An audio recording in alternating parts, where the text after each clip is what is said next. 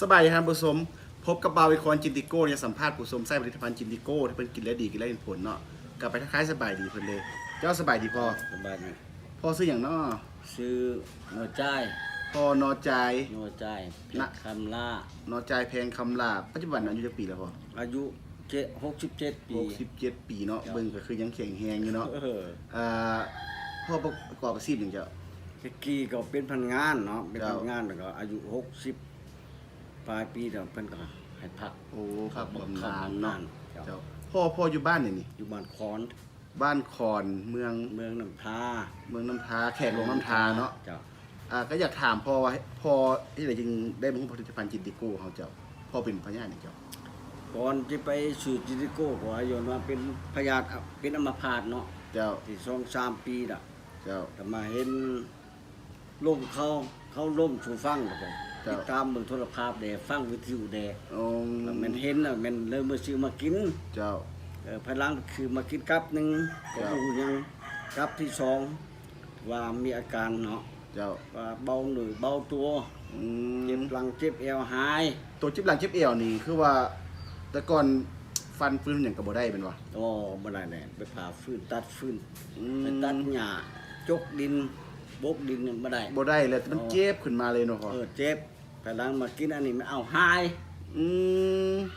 พ่อกินอันจักเม็ดทับอิดอันครั้งแรกคือว่ารู้สึกว่ามันดีนะพ่อง ดกับหนึง เมื่อกับหนึ่ง30 เม็ดทำผสม 30 รู้สึกว่าตัวที่ว่าเจ็บหลังเจ็บเอวเนาะ หายไปเลย หายไปเลย เบาเหนือเบาตัวสบายกินข้าวแซ่บนอนรับดี ถือว่าตอนนี้เฮ็ดเวียกฟ้าฟื้นอย่างได้ โอ้ตัดฟื้นนี่ก็เป็นอีพอตัดได้นะ โอ้โหตัดฟื้นอย่างที่ว่าตัวเจ็บแล้วก็บ่เจ็บเลยเนาะ บ่เจ็บ ตัวอัน ไปให้ไปชวนไปหน้าก็ได้ โอ้ไปให้ไปกินข้าวแซ่บนอนหลับดีเลยบ่ เจ้าจ้ะ โอ้แล้วก็เบาตนเบาตูเนาะ เบาตนเบาตัว เจ้า ก็โคไปได้ว่าจิตโก้ผู้หนึงที่ว่ามักฟังวิทยุฟังข่าวโทร โอ้ ภาพ เจ้า โทรภาพก็เลยซื้อมากิน เจ้าถือว่าการพ่อนี่ก็แม่นเจ็บหลังเจ็บแอวเนาะที่ว่า เจ้า ที่ว่าดีขึ้นที่เห็นผลแท้ๆเลยตัวนี้มันบ่ เจ้าจ้ะ แล้วก็อันนาเฮ็ดให้เบาตนเบาโตเฮ็ดเรียกได้ปกติเนาะเจ้า และอาการอื่นนี่พอยังมีอย่างแน่ที่ว่าพอกินเจติโก้เฮาแล้วมันดีขึ้น ก็บ่มีหยังเนาะแต่ว่า